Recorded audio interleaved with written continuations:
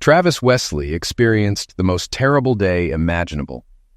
It's not every day your beloved wife of 23 years tells you she's going out with other men, starting tonight.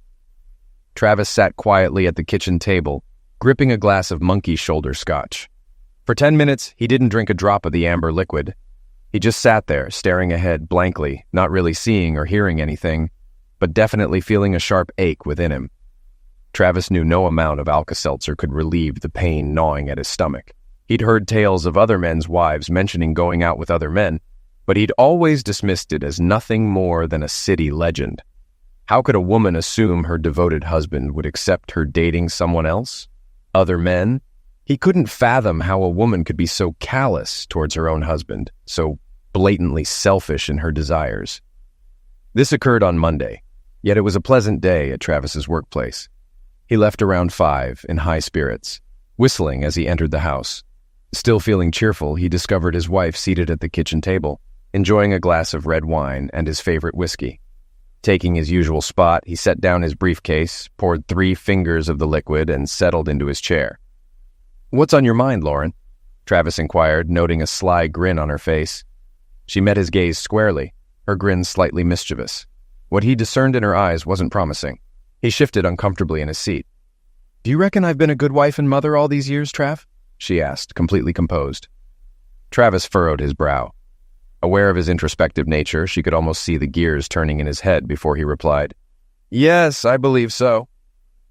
"And do you think I deserve some form of recognition for it?" she continued in the same impassive tone. Travis took a few more moments to ponder the question carefully. "So, should I expect a reward for doing what's expected of a good husband and father? Why are you even asking me this, Lauren?" he snapped irritably. "Travis, today I'd like to go out on a date with another man," she stated calmly, as serene as a lake on a perfect morning. Travis was grateful to be seated. He felt a surge of bile creeping up his throat.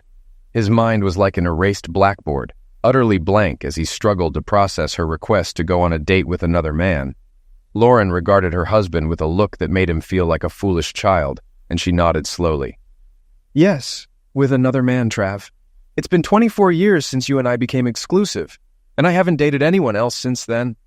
I've been a loyal wife and devoted mother to our children, and I believe I deserve a night out with someone else. Just a chance to experience something new. Not seeking love, but seeking pleasure. Just lovemaking," she explained. "I'm 47, and I won't be attractive forever. I want to explore other options while I'm still desirable and can have them at my fingertips." Travis's jaw slowly dropped in disbelief. He knew he had heard his wife correctly, but surely she couldn't be serious, could she? He didn't even need to voice the question. Lauren nodded at him as though she could read his thoughts. "Damn," he muttered, as she rose from the table and ascended the stairs to change clothes. Descending moments later, Lauren looked stunning in a little black dress that hugged her figure. It featured a daring cutout revealing part of her chest without a bra, and it barely reached mid-thigh in length. Her makeup was subtle. A beautiful woman needed little adornment, and her long blonde hair was pulled back into a high ponytail. It was a sight to behold. Lauren noticed that at that moment, her husband was completely under her spell. "I won't allow this, Lauren," Travis declared, rising from his seat. "I don't know what you're thinking or what you're up to, but you won't go through with this while still being my wife." Lauren's bright smile twisted into a bitter grin. "You won't spoil my evening, Trav. You can talk tough, but deep down, you know you won't divorce me over this. Where else will you find a woman like me? You know it's true, and the kids will be furious with you for tearing our family apart. Toughen up, Travis. Let me enjoy myself for a while, and then it'll just be you and me again, growing old together. You love me, Travis. You don't want to be alone while I have plenty of options." A car horn honked outside. Grabbing a small bag, Lauren moved towards Travis, attempting to kiss him goodbye. He recoiled as if jolted by an electric shock, stepping aside. Lauren looked momentarily surprised and hurt, then her expression hardened into anger. "I'll be back, maybe." As she mentioned leaving, he watched in horror as she exited through the door. Could his 23-year marriage really be ending? That's what it seemed like, he pondered. Lauren didn't even glance back at him as she departed. Researchers have confirmed a sad but undeniable reality. Individuals blessed with good looks often have an advantage in life over their more average peers. They easily form friendships, attract more attention, and even receive better grades from teachers. In Lauren's case, this proved true and only intensified when she turned 13 and fully developed her bosom. She quickly learned that a flutter of her eyelashes and a smile could win over almost any boy she desired. And for those boys who played hard to get, she simply emphasized her physical attributes a little more, sealing the deal. Like virtually every boy she encountered, Travis fell under Lauren's charm almost immediately upon meeting her. His family relocated to the city just before he started 8th grade. Meeting Lauren on his first day of school, he was instantly captivated. Travis, a talented athlete who was popular among his peers, eventually gathered the courage to invite Lauren on a high school date, and she accepted. They began dating and stayed together until the initial weeks of their junior year in the local high school. That's when Lauren ended things with the young man to pursue Landon Estes Jr., a starting player on the school's football team. At that time, Travis stood at 5 feet 4 inches tall and weighed 110 pounds, whereas Estes was 6 feet 2 inches tall and 190 pounds. Despite feeling hurt, Travis acknowledged the situation. He understood that Lauren was on a different level in terms of looks. In fact, most of the boys at school couldn't compete with her in that regard. Because Lauren was romantically involved with a football player, she socialized with the popular crowd at school, while Travis remained one of the many anonymous figures roaming the hallways. He dated and befriended a few selected students, but had no interaction with Lauren during his school years. He noticed that on the rare occasions they crossed paths, she treated him as if he were a total stranger. Initially angered by this, Travis eventually came to terms with it. By his senior year, Travis had grown 2 inches taller and gained 40 pounds. He was a handsome and athletic young man, though he didn't quite measure up to Lauren. But then again, few did. He attended prom with his attractive but not exceptional girlfriend. That night, they both lost their pureness to each other. Lauren was crowned prom queen, while her date was named prom king. They also had lovemaking after graduating. However, prior to this, she wasn't a maiden. Sometimes she manipulated situations to her advantage. Lovemaking was always part of the equation for any guy fortunate enough to date Lauren. After high school, Travis pursued accounting at Michigan State University. Over the course of his 4 years there, he dated several girls but didn't engage in any serious relationships. Meanwhile, Lauren studied marketing at Central Michigan University. She dated and slept with numerous men during her college years, even becoming involved with a marketing professor to improve a B to an A. After years of being desired, Lauren had become highly adept at the game. Through sheer coincidence, they both landed jobs in Grand Rapids after college. Nearly a year post-graduation, Travis and several co-workers were unwinding on a Friday night at a popular bar and restaurant when Lauren entered with 2 companions. All eyes immediately turned to the striking woman in the short green dress with a plunging neckline. Lauren hardly acknowledged the attention. By then, it had become routine for her. "Who's that goddess?" Steve White exclaimed to the entire table of co-workers. Without pause, Travis instinctively responded, "Ladies and gentlemen, meet Lauren Soames, goddess, and my middle school sweetheart."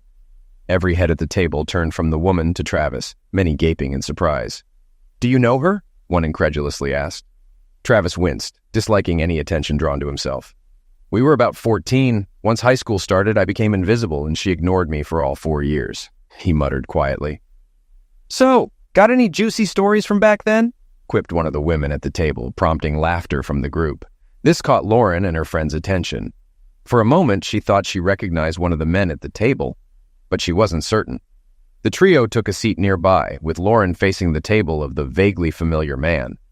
"Dude, why not go over and say hi?" White urged.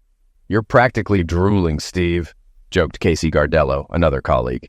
"She acted like she didn't know me for 4 years. I don't get why she'd remember me now," Travis muttered, nodding in agreement with several others. Meanwhile, Lauren observed the man while enjoying her meal. Then, she snapped her fingers and pointed at him. "It's not wise, Lauren," cautioned one of her friends. "Pointing at someone in a restaurant could lead to trouble in certain places."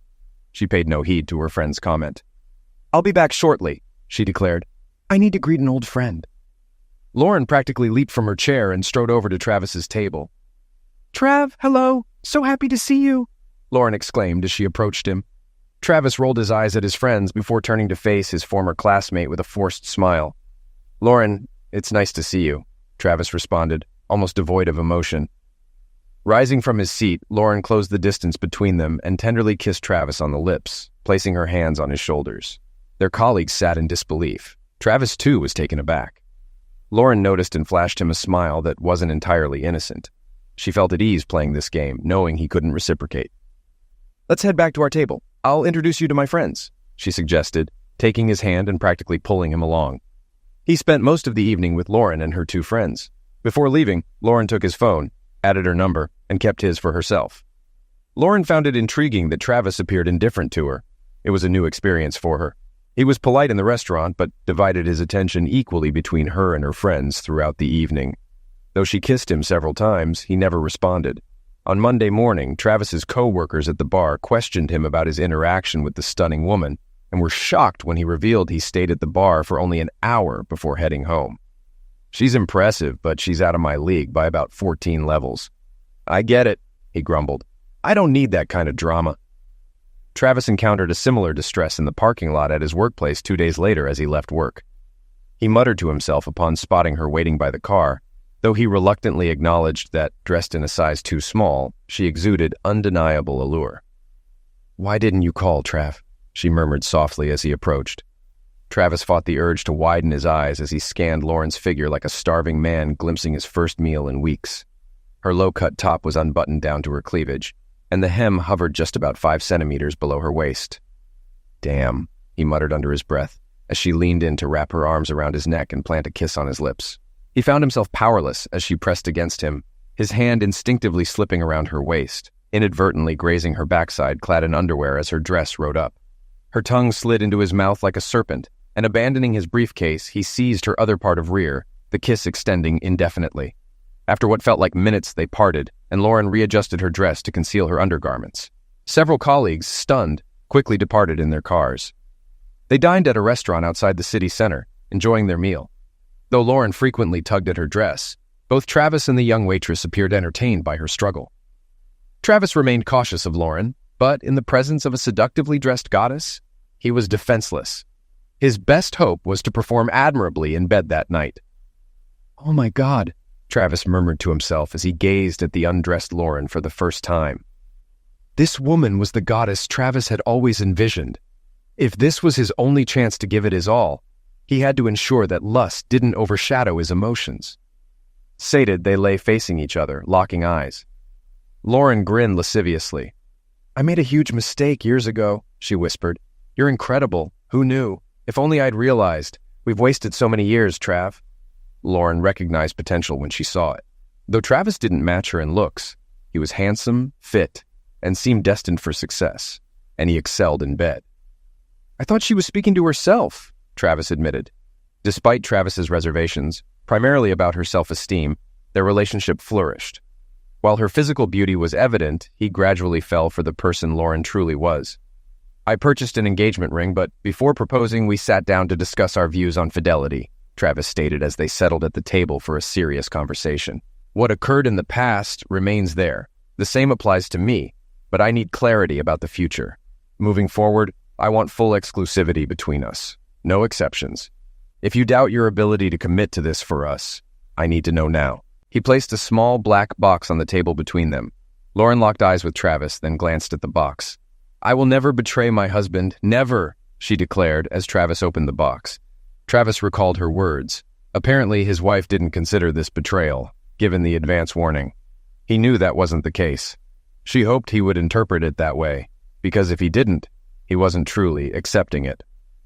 Travis knew Lauren had countless opportunities to stray over the years, yet as far as he knew, she'd rejected them all, as a faithful wife should. She was a perfect 10, no, a 12, while he considered himself a 6 at best, leaving plenty of room for someone more physically compatible to catch her eye. "Assuming she didn't have an affair I'm unaware of, she's been a true wife for 23 years, Travis pondered. He should have been grateful for those years, but he wasn't. When he said, "I love you," he meant forever, not just a paltry 23 years. In fact, not a week went by without Lauren receiving proposals, not just from men, Travis added. She knew she wasn't just beautiful, she was extraordinary, a rare goddess among the merely beautiful. When God crafted his wife, he had an exceptional day, Travis always joked. Initially, Lauren would inform Travis whenever she faced unwanted attention, aiming for full transparency. Yet after a few years, Travis assured her that he trusted her enough not to disclose everything. He only wished to be informed if the unwelcome advances persisted after her initial rejection, so he could intervene if necessary. Conversely, women rarely approached Travis, partly because he used his wedding ring almost like a shield. Within moments of meeting a woman, Travis would enthusiastically discuss his wife and children, effectively dousing any potential interest. Unbeknownst to him, this behavior often deterred potential flirtations. Lauren remained oblivious to how her husband's actions shut down advances, or worse. Their almost fairy tale marriage endured for 22 years, until Rosa Esposito entered their professional realm, working at the same public relations firm as Lauren. Described akin to a Bob Seger song, Rosa captivated with her dark hair, big brown eyes, and ample bosom, drawing men like a magnet. Despite her potential at superior solutions, she remained a loyal assistant to Lauren, who was deemed the love-makingest woman around.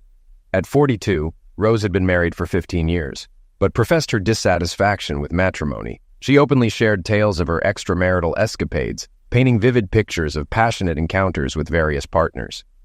"So you've never strayed since you got hitched? You seem like a rock-solid woman, but I find it hard to believe you don't crave something more," Rose remarked during a coffee break at work. "Well, I'm not saying I'm not curious, but I'd never betray Travis," Lauren responded. In recent months, she noticed a decline in attention from men at bars and restaurants, with younger women often receiving the looks she once commanded, sparking doubts about her allure. "Let's play the what-if game. What if your hubby gave you the green light? Then what?" Rose inquired. Lauren's expression revealed she had never contemplated such a scenario before. Thoughts raced through her mind. "I suppose if I had his blessing, it would change everything," Lauren admitted with a mischievous grin. "Ever thought about asking for it?" Rose suggested. "They say everything worth having is worth asking for." Lauren had never considered this possibility before. Her face flickered with intrigue before darkening with uncertainty. "He'll never grant me permission. Never," Lauren asserted. "Should I do everything for you?" asked Rose. "Implicit permission. Tell him, then take what you want, regardless of his answer. Convince him he loves you enough to allow it, that you can navigate this together. Love isn't the issue. You love only him." Travis stirred at the sound of a car nearing the house, realizing it was past 3 a.m. Glancing at the half-empty bottle of Woodford Reserve, he quipped to Lauren as she entered. "Great night, huh?" He scrutinized the caricature his wife had become. Disheveled hair, absent makeup, rumpled clothes. She seemed more smug than remorseful. "I could say the same to you," she retorted. "You didn't have to wait up. You know I'm going to bed. And you, maybe. But never again with you," he shot back. Lauren shot him a look of disdain and ascended the stairs. Travis poured more bourbon and resumed watching ESPN. He spent the night in his recliner, stomach grumbling. By 9, he prepared breakfast. As he ate, he heard the shower in the master bathroom. Typically, Lauren would descend in a robe, hair wrapped. Today, she emerged impeccably dressed and made up. "Did you leave me anything to eat?" she asked. "I made coffee, but you can cook for yourself. And since you're dressed at home, now's the time to talk," he stated firmly. Lauren was surprised by Travis's stoicism. She had expected him to rage irrationally, easier to manipulate. Rational Travis made conversation more challenging, she realized. "Don't you want to hear about last night?" she asked meekly. Travis detected her air of superiority. Did she truly believe he wanted to hear about being betrayed? Hardly. "I want to know your vision for our marriage moving forward," Travis replied evenly. "As I mentioned yesterday, I plan to explore other men over several years. Just lovemaking, no love. I love only you. But I want the thrill of something new. You're amazing in bed, but I crave variety. I want to experience other men while I'm still desirable. I've devoted 23 years to you without a thought of betrayal. I seek the excitement of the unknown. You're incredible, but I desire some diversity for a while. Then we'll ride into the sunset together, and I'll be grateful for the experience. Spoiling you exclusively for the rest of our days," Lauren explained. Travis listened intently as Lauren spoke, preparing toast and jam for his coffee. He found her manner of buttering toast while discussing his life's most crucial matters rather detached. He had numerous questions. "Is it all about seeking variety? Am I insufficient for you?" he inquired with a strained voice. Before she could respond, he interjected, "So you propose an open marriage for a while, then returning to monogamy later. Does this imply I can see other people too?" Lauren struggled to stifle her giggles. The thought of her sweet, reserved husband asking another woman out was simply amusing. Travis was the most earnest about marriage of any man she had known. However, if this was what it took for him to theoretically agree, then yes, she affirmed. Naturally, I expect it to be purely physical for you as well. Travis raised his eyebrows and shrugged. Lauren didn't grasp the significance of this gesture, but she had an inkling. Would you like to go out with Rose? She's a nice woman from my office. I'm sure she'd be delighted, Lauren proposed, knowing her friend would be willing to help her achieve her goal of remaining married while pursuing other carnal partners. Travis looked perplexed. The lustful 21-year-old bachelor in him desired Rose, but the responsible 47-year-old married man knew he couldn't indulge. I'd be happy to go out with Rose, but no, honey, thank you. That'd make me as much a cheater as you were last night, he stated. Lauren's initially smiling face twisted into a grimace of anger. I am not a cheater, she shouted. Well, if you say so, honey, he responded far more seriously than she anticipated. But I still don't agree to this. You'll come around, honey, because I'm doing it regardless, she retorted.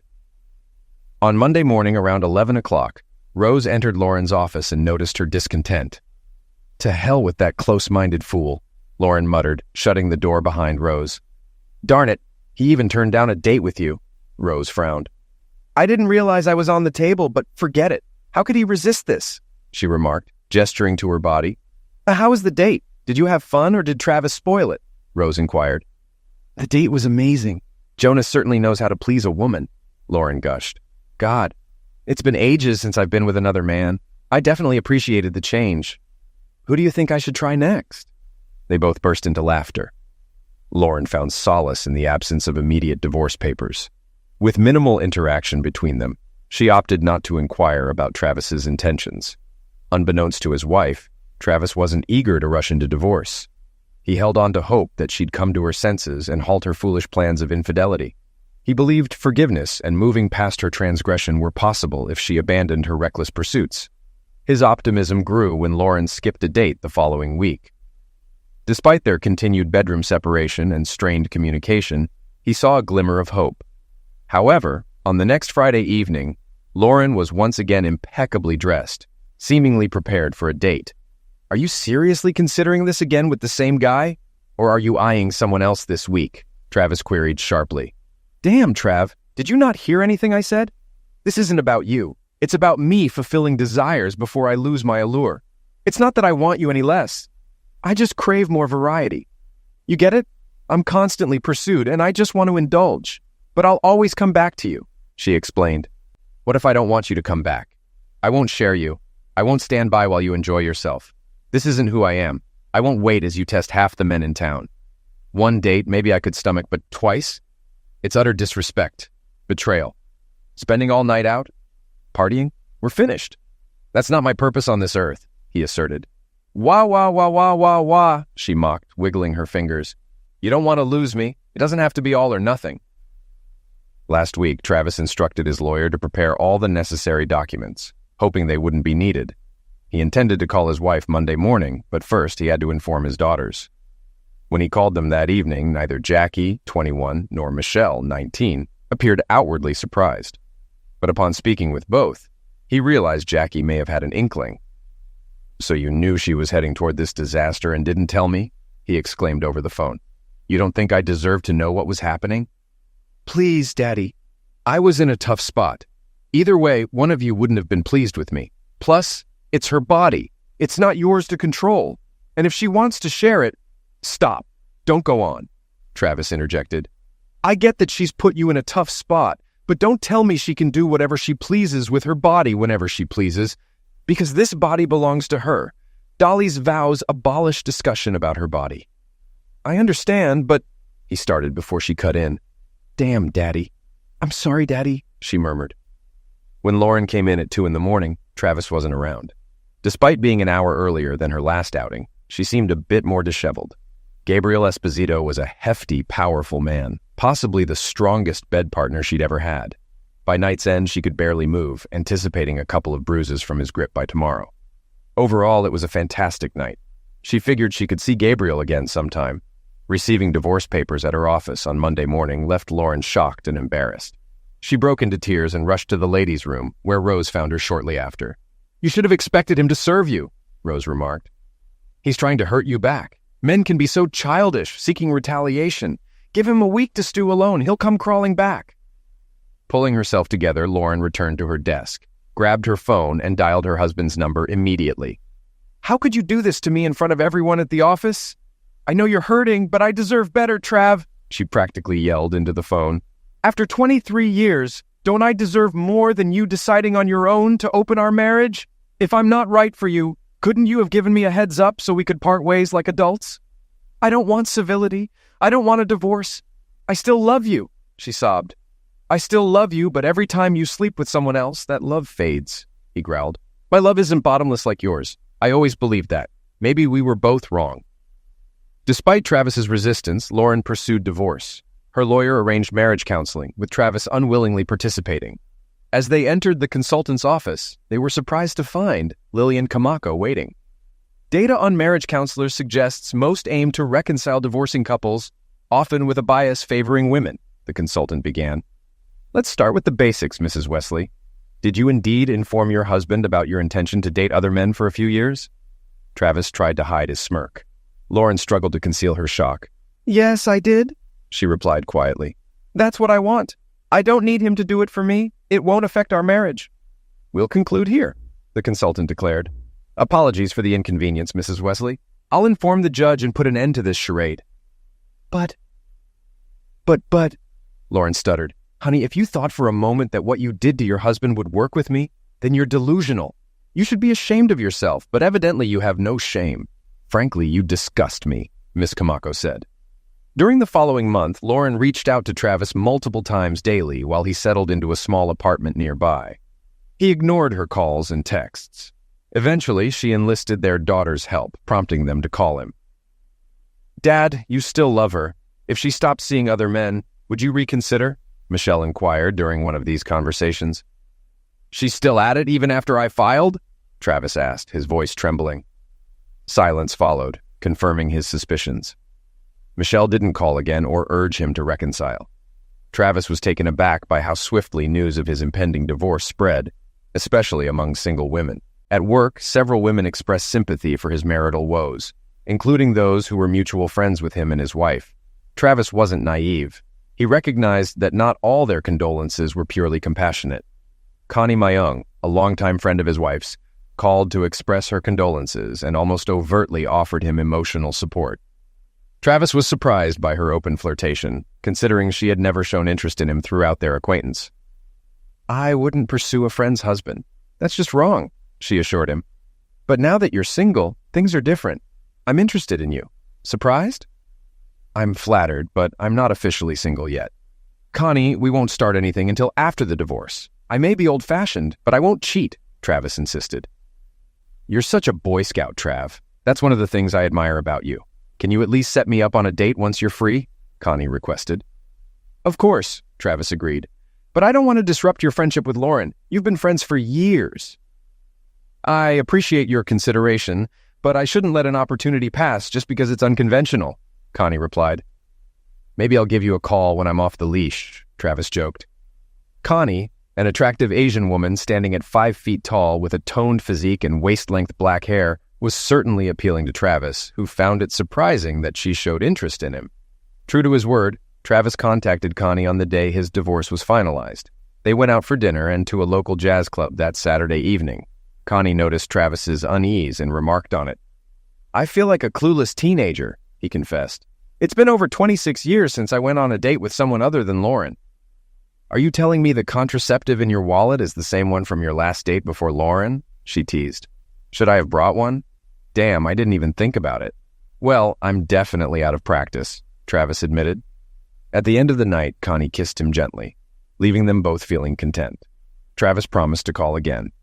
Removing his wedding ring on the day his divorce was finalized didn't seem significant to Travis, but apparently it was a big deal to single women. Several female coworkers noticed the absence of his ring and commented on it, leading to a noticeable increase in flirting in the office. This was uncharted territory for Travis, and one day during lunch, he confided in his best friend at work about the sudden attention. Wow, there are so many stunning women in this office. How did I not notice this before? Travis exclaimed. You, my friend, were the epitome of a henpecked man. Robert Ardito remarked. You were so head over heels for her that you didn't even see other women as attractive. Sure, she's beautiful, but you let her control you, and maybe that was part of the issue. She's always testing boundaries. There's value in that. And you were so conditioned, emitting such a vibe that not a single woman even glanced your way. In the initial month post-divorce, Travis went on 4 dates, 2 with Connie. While he hadn't yet slept with any of them, that wasn't his aim. By the second month, demand remained high, and he ended up sleeping with 2 women. Travis's daughters, who had been more in touch with their mother than him lately, repeatedly heard her claim that while she could attract any man effortlessly, their father struggled to find companionship, let alone a steady girlfriend. Feeling sorry for their father, they paid him a surprise visit one Saturday morning about 2 months after the divorce. Travis wasn't pleased about being awakened at 8:36, especially after entertaining his guest late the previous night. Sonia, a buxom 25-year-old, was the daughter of a friend in need of a reliable escort for her wedding. The evening went so well that they decided to continue it at Travis's apartment. Just as Sonia was asleep in his bed, Travis, clad in a robe, opened the door to find his daughters smiling with bags of breakfast goodies. "What's going on?" he asked, surprised as they entered. "Hi, Dad.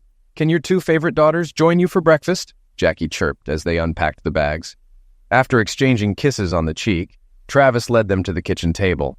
They were midway through the bagels when Sonia emerged from the bedroom in one of Travis's shirts, partially unbuttoned and likely nothing else. "Sorry, didn't know we had guests, baby," Sonia said. "Mom said you call the shots." Both girls blushed as Sonia poured herself coffee. No, Sonia, these are my daughters, Jackie and Michelle," Travis clarified, pointing to each. "We were having breakfast, bagels with salmon." Sonia giggled, causing her ample, braless bosom to jiggle. She brushed against Travis's arm and settled into a chair beside him. The 4 engaged in casual conversation until Jackie broached the topic of Travis's recent interactions with Lauren. His mood shifted, marking the first time he felt bothered in days. Until that moment, he believed it nearly impossible to be upset around Sonia, despite her being a bit too much for his 48-year-old self. "I have to admit, Dad, we thought you might be missing Mom already," Michelle remarked. "We know she misses you, but we thought when you were gone, she'd be living her best life. I know I was her anchor, though. She's been entertaining them 2 at a time in our old bed." "Dad," Jackie exclaimed as Sonia giggled and Michelle frowned. "She's not promiscuous, you know. Seriously, consider this for a moment. How many different guys has she slept with since we broke up? And those 2 I knew about before I left." Both girls blushed and cast their gaze downward. "Wow, if it's 2 guys a month for, 10 months? That's 20 different guys with 3 guys a month. 30 for me. That's a lot of guys," Sonia remarked. If looks could eliminate, Travis's daughters would have put Sonia 6 feet under in seconds. She was well aware of this. "Hey, don't blame me if a woman can't keep her legs shut," Sonia quipped. Children, let's not ruin my good weekend," Travis intervened. "Sorry," all 3 young women muttered simultaneously. "So, are you 2 an item?" Jackie asked Sonia quietly. "You don't look much older than me." "Your dad said we're the same age. But don't worry, I won't ever be your stepmother. We're just friends. He's a great guy. He was my date at the wedding reception last night, and he's kind of a hottie. Did I mention he's a great guy?" "Well, we can agree he's a great guy, though we know he can be a bit of an idiot at times," Jackie remarked. "And yeah, he's kind of attractive for someone old enough to be your dad." Now it was Sonia's turn to blush. Travis blushed too. "Hey, babe, remember we have lunch with the newlyweds' families at the hotel at noon? I need to shower and grab some clothes from my place before we go," Sonia reminded. Both daughters rolled their eyes at their father. "Mom, she's my age," Jackie informed her mother during lunch a few weeks later, and it didn't seem like a one-time thing. "They spent quite a while together. They enjoyed each other's company. I don't think he'll come crawling back to you anytime soon." "No, you just caught him on a good day. He probably helped a friend's kid and got lucky. She's probably a loose woman who'll sleep with anyone." "Your dad's a great guy, but he's not a player," Jackie retorted. "And somewhere along the line, you decided it was all about you. Was it worth it?" For the first time, Lauren's face betrayed the strain of what she had to endure. From Rose's perspective, everything sounded much rosier than it actually was. She couldn't tell her daughter that the lovemaking was ordinary, but no, it wasn't worth it. Nor could she admit that she never imagined Travis doing anything other than moping over his beautiful ex-wife. She was so self-absorbed that she failed to realize a handsome, if not stunning, man with great qualities, intelligence, and a stable job could be highly desirable in the dating scene, not just for middle-aged women. She knew post-divorce Travis dated several women, including her old friend Connie, and now with some young, promiscuous woman the same age as their eldest daughter. Instead of wallowing at home, he went on dates like a single 20-year-old and garnered more attention than he deserved. When she discovered her friend was dating her ex, she kept it to herself, assuming it was out of pity. But when the second date happened, she confronted Connie privately, her voice noticeably raised. "I thought we were friends, Con," Lauren exclaimed. "You're supposed to have my back. Women need to support each other."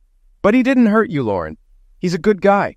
Amazing, actually. He's everything I look for in a man. Why shouldn't I date Trev? Women are lining up for him. He's prime dating material, and he's a true gentleman. Plus, he's great in bed. I'd go out with him anytime he asks. How could you push away such a catch?" Lauren stood in silence, gaping at her friend. She was starting to realize that her error was snowballing. She loves Travis and despises returning to an empty house each day, dreading sleeping alone at night. Travis, on the other hand, never envisioned his life becoming so eventful. He would have been content with his old mundane routine, yet, apart from that, life was treating him well. Work was fulfilling, and his social life was vibrant. He enjoyed the company of women of various ages, with many of his dates leading to closeness. He wasn't actively seeking a long-term commitment, but he relished the variety. There was more to life than being married to a beautiful woman. Marla Goodling sported shoulder-length silver hair with streaks of purple, pulled back into a ponytail beneath her Chicago Cubs baseball cap. Her snug blue Cubs t-shirt accentuated her ample chest, while her light blue Levi's hugged her figure like those of a 20-year-old. Despite being 60 years old, seated in the left field bleachers at Wrigley Field, she garnered more than her fair share of attention. Among those admiring her was Travis Wesley, the ex-husband of one of Marla's longtime employees, Lauren Wesley. Travis and Marla attended a Cubs game as part of a weekend getaway to Chicago. Marla had worked alongside Lauren Wesley for over 15 years. "I've met Travis at several company functions where he accompanied his then-wife, and I always found him to be handsome and pleasant," Marla reminisced. She knew that Travis and Lauren had divorced about 2 years ago, while Marla herself had been widowed for around 5 years. Her husband had passed away in a car accident. During this time, she had only been on one date, after which she decided to obtain Travis's phone number. Yes, Travis remembered her. He found it hard to forget a woman who exuded both elegance and beauty. He would be interested in having dinner with her. Absolutely, he agreed. This occurred several months prior to the present moment. Their initial date unfolded at a high-end restaurant, followed by a concert at the Philharmonic, with Marla providing tickets. The evening concluded with a kiss at her doorstep. Their second date involved a Saturday hike, during which Travis took intermittent breaks, prompting giggles from Marla. It turned out she and her late husband were avid hikers and climbers. Despite Travis's belief in his fitness, he discovered he was mistaken. He also learned of Marla's toned physique for her age and captivating gray eyes. The date culminated in tender lovemaking on Marla's living room rug following a passionate makeout session on her sofa. Her blend of sophistication and girl-next-door charm intrigued him. Marla enthusiastically agreed when Travis suggested a weekend of sightseeing in Chicago as their third date. On their first outing, Marla mentioned to Travis that she had no intention of informing Lauren about their relationship. While she wouldn't deny it if asked, she had no intention of broadcasting the fact. Marla also informed Travis that Lauren had informed her colleagues that she and Travis were divorcing due to irreconcilable differences. Travis reiterated the same story he had told others. Lauren had cheated on him with at least 2 other men, without delving into further detail. In the 2 years post-divorce, Travis has fostered several robust relationships and relished what he deems an exceptional bed life. His partners held him in high regard, with some aspiring to be more than just partners. While Travis aimed to rebuild trust in women and pursue marriage, Lauren had different intentions. As she had disclosed to her then-husband before their initial date, she sought only carnal gratification. Though still alluring to many, she wasn't seeking emotional connections like most of her companions. This fundamental contrast between the ex-partners posed an issue for Jackie, deeply involved in wedding preparations funded by her content father. When Lauren suggested to Jackie that both parents attend the wedding unaccompanied to ease tension, Jackie readily agreed and relayed the idea to her father over lunch that week. "Is this your brilliant idea, or your mother's?" Travis inquired sternly. I intend to bring a lady with me. I'm footing the bill for this affair, and I plan to enjoy it with my companion. Have you taken dance lessons as I have, specifically for my wedding? It's rather endearing. No buts, Jackie. She's evidently trying to pressure me, acting selfishly to sway the situation in her favor. I'm sorry, but I won't attend my daughter's wedding without a date. If you lack the courage to inform her, then I certainly will. She can come alone or with a companion of her choice. I'll bring mine, Travis asserted. Understood, Dad. I'll talk to her. I appreciate your perspective and am eager to see you dance, but could you perhaps bring someone closer to your age? I can accommodate that, but do watch Sonia and me dance. Travis beamed, receiving an equally wide smile in return. Travis escorted Connie Mayong to the wedding, despite their disagreement over the sea green dress he purchased for her. Travis reasoned that as the father of the bride, clad in a tuxedo, she required a new dress, which he gladly financed. And I'm aware it necessitates shoes, he added with a grin. Walking his eldest daughter down the aisle proved to be one of the most bittersweet experiences for Travis. It was everything other fathers had described, yet he acknowledged it was a wonderful day. He, Connie, and his children reveled in the festivities, dancing late into the night. The only discordant moment arose when his ex-wife arrived with her own date. While Travis remained indifferent, the man spent much of the wedding leering at Travis, and later, at several women, behaving like a boorish drunk. Upon Jackie's request, Lauren swiftly escorted the man out, visibly embarrassed. In a brief encounter in the restroom, Lauren confronted Connie, accusing her of stealing her man. Connie calmly denied the accusation, stating Travis had divorced Lauren before they began dating. Lauren fell silent, allowing Connie to exit without further altercation, unwilling to mar the family's special day. A few months after the wedding, Michelle visited her father and appeared uneasy. Travis observed her for a moment before probing, "Okay, Mitch, what's up? You've seemed kinda on edge all evening." Michelle blushed deeply and began to stammer. Travis sensed something was amiss. Dad, you know Mom sometimes talks about reconciling with you, about winning you back once she stops seeing other guys. Did you two, have any closeness or anything?" she asked. "My personal life isn't your concern, young lady," Travis snapped. "But no, I didn't sleep with your mother." "And what?" "Well, the thing is, she has an STD, Dad. I overheard her conversation with her friends, and she mentioned having syphilis," Michelle disclosed quietly, avoiding her father's gaze.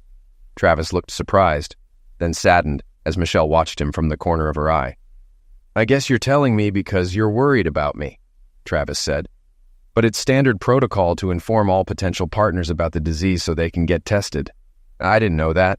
I was just concerned about you, Dad," she replied. "I know Mom is still seeing other people.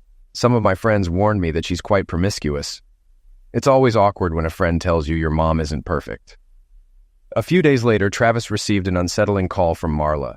He realized she shared Michelle's concerns, likely also worrying about her own health. "If you're wondering whether I slept with my ex, the answer is a resounding no," Travis assured. "Believe me, Marla, I understand your worry, but I can't control my ex's actions." "Scandal is the kindest word I've heard about her lately," Marla remarked. In recent months, her extracurricular activities had become sideline gossip. "Seems the longer she's single, the more she lets her guard down."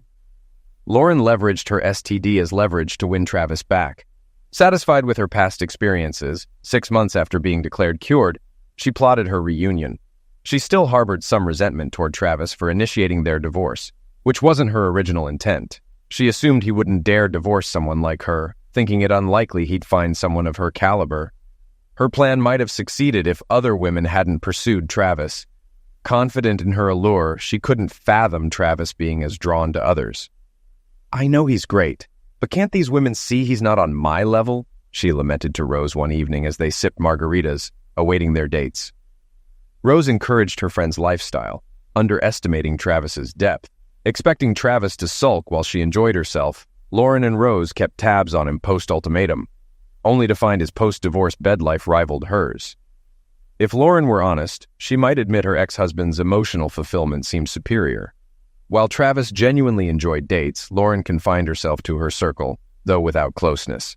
After her STD scare, she noticed a prolonged lull.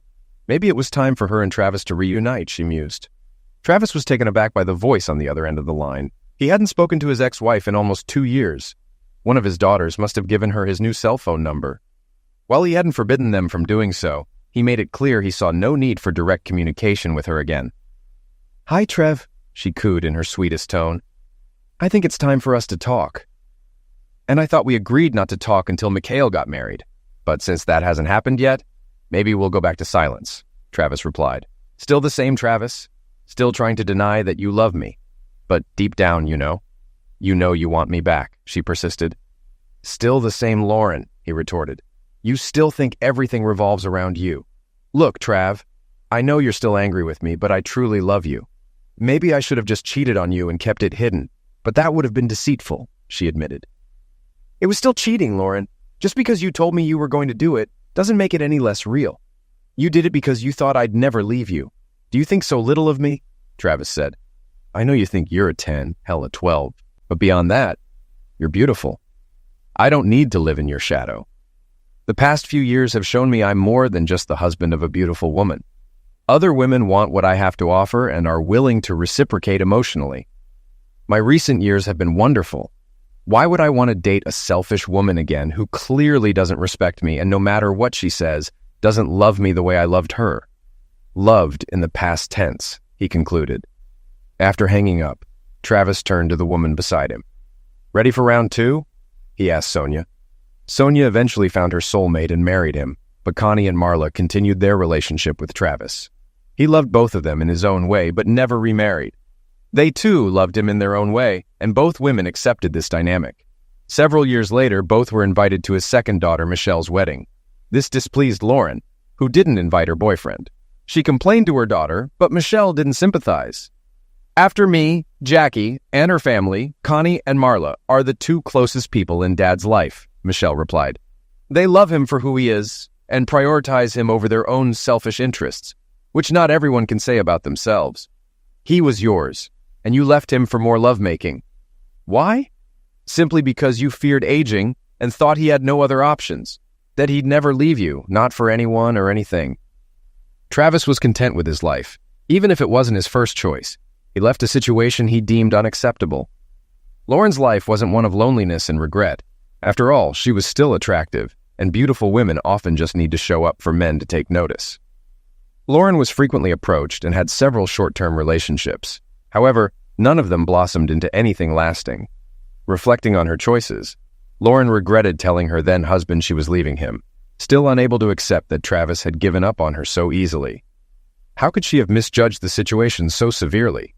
She was a 12 out of 10, but he was only a 6. It shouldn't have ended this way.